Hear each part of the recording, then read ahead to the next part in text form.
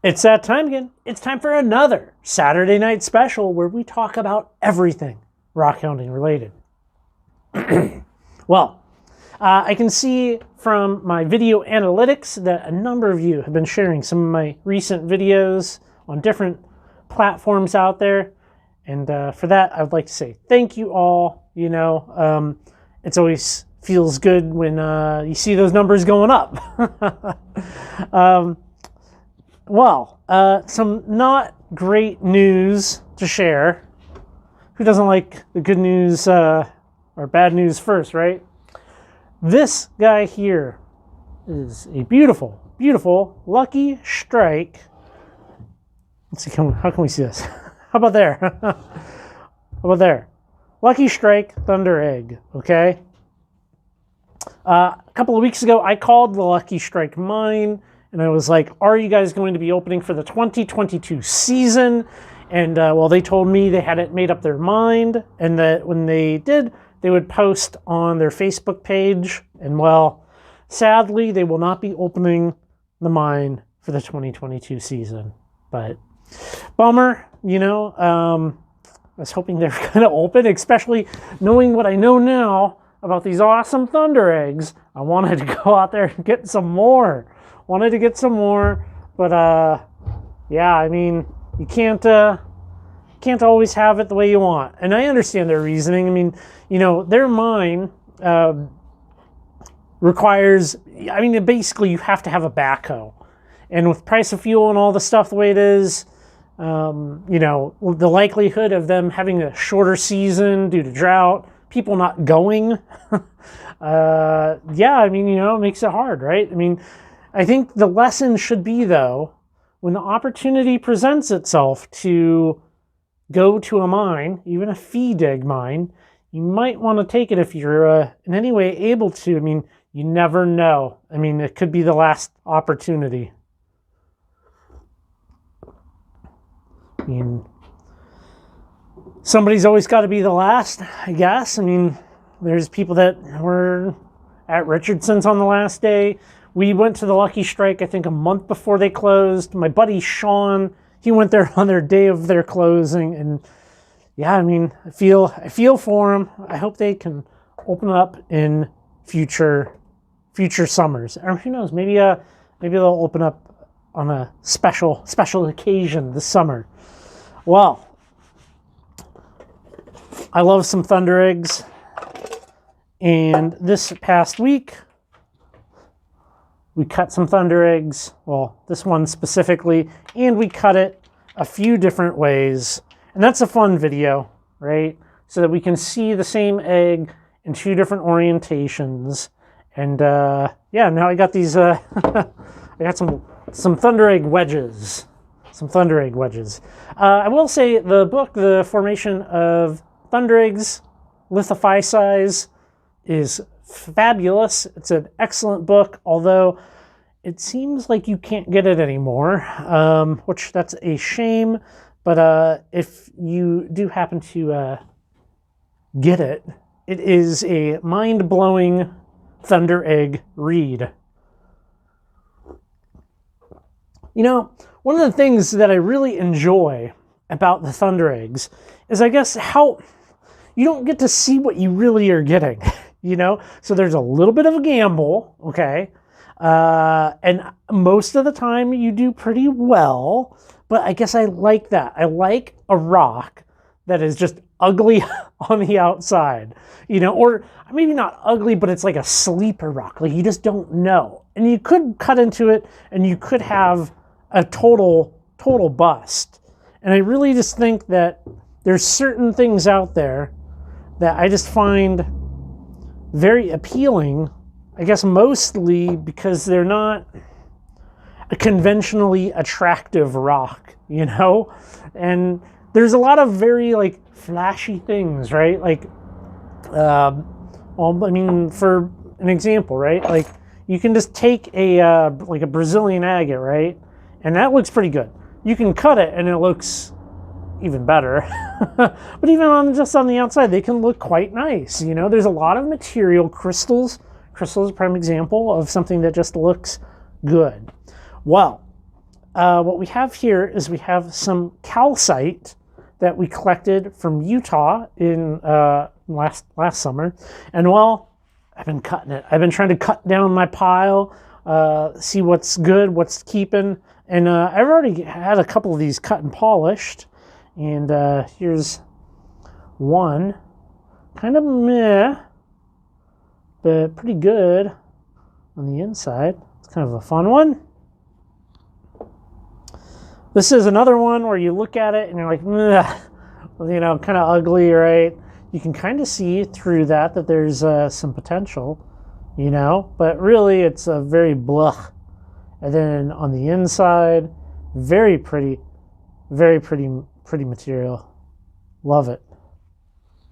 Well, I cut these, and obviously this one I just did a little cut on. You can kind of already see that it has some nice painting, but that's really pretty. I like that. Let's see, let's look at this one. How about that? Look at that. So, not really any indication on this one, maybe just a little bit, and we'll get this guy wet. I, of course, would like to put a polish on these, but for right now, these are just going to stay like this. I'm just trying to go through the stack and figure out what's worth keeping, you know. Another one where you see some banding on the outside, okay? So I did have a little bit of indication. When I was collecting this, so like everything was so dirty, I don't think I saw any of that. Look at this. Look at that. Very pretty. The water is kind of beating up on it because I cut these on my oil saw. And normally what I do is I will put it on, put it in kitty litter for like days and days, right? Like 3-4 days, and really like absorb all of the oil out. And I didn't. I still got to do that.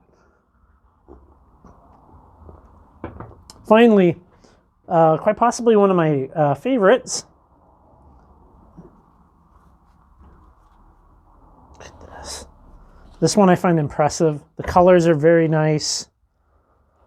Look at that. That is so lovely. Now, very solid. You could definitely probably cut this into a thing. For the time being, these will probably just remain lovely, lovely specimens. Oh yeah, I did cut some that didn't turn out very well. Let's see, where is this thing over here? You know, I cut this guy, right? I cut this one, and it just ended up being kind of white on the inside. Still, I'm going to save it for some future projects. The stuff's very soft to work and very, very easy, and it might actually get a little bit better up in the top.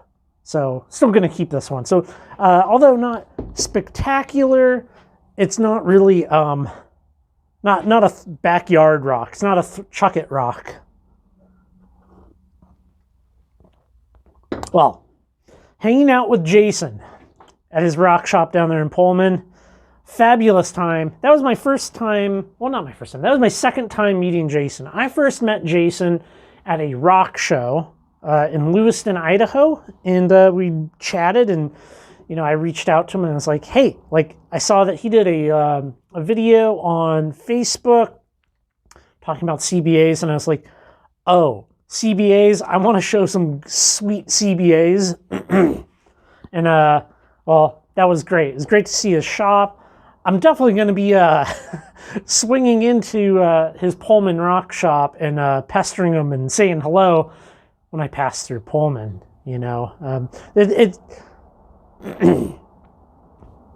advice of getting to know your local shop owners is really good, actually. Like, you know, I probably haven't utilized that advice, but really after getting to know a couple of different shop owners over the years, I'm like, man, they're just like so in the thick of it, you know, they're in the thick of the rock and mineral world. And yeah, you know, and when it comes to CBAs, if they're also kind of an expert, all the better, right?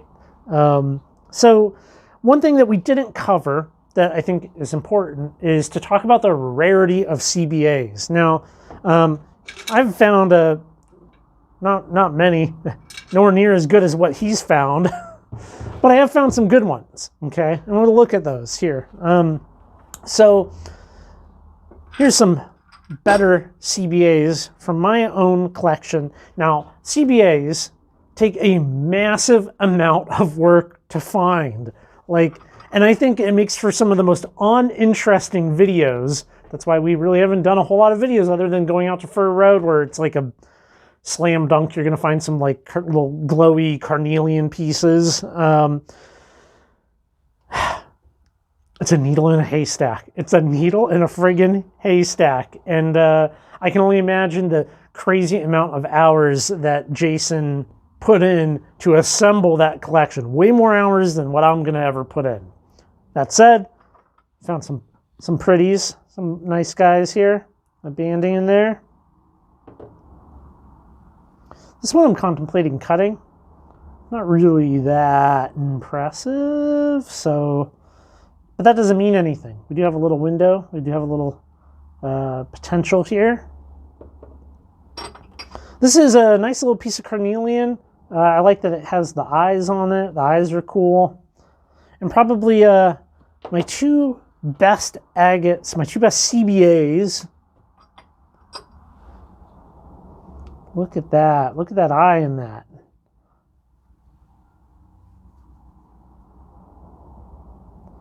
Very pretty. And finally, probably my more complex one, which, you know what, this one really needs to be appreciated in photo format, and really probably all of these should be appreciated in photo format. The video just doesn't do it justice, you know. I really enjoy the CBAs. I wish they were a little bit more prevalent, so it doesn't take, you know, 5 weeks to find like a crazy amazing agate. That might be an exaggeration, but they're certainly quite the effort. And he did give me a cutoff. So this is a CBA that he found, and he cut it and he polished it. And wow, that is impressive. Impressive. So now maybe you can see why I kind of want to cut this one that's not super crazy. I would have, you have no idea what you have with these. And similar to the calcite and the thunder eggs and all of that, like, I like a rock that you don't know until you cut it.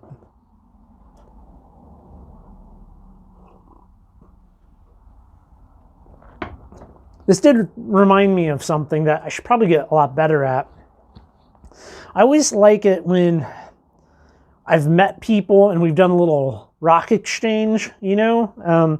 Kind of makes me think that I should take some nice specimens and polish them up and just, like, you know, keep them in my pockets, keep them in the car, so that when I run into somebody that's also into rocks, I can be like, here you go, here's a rock. Even if they don't have one for me, that's not what it's about. It's about like, it's like the ultimate in a business card, right? Like you meet somebody and you leave them with like a positive thought and feeling about you. Well, I have quite the big project that we've been cooking up here in the currently rockhounding bunker. And I'm hoping that this coming week I will be able to present it to all of you. So stay tuned for that. I think it's a lot of fun, and I hope it will. I'm sure you guys will really enjoy it when you see it. Well, thank you guys so much for coming out, hanging out with me in the shop, listening to what I have to say. Go check out the website, currentlyrockhounding.com. There's all kinds of great stuff up there. There's all kinds of great stuff. Well, all right, everybody. I will catch you in the next video.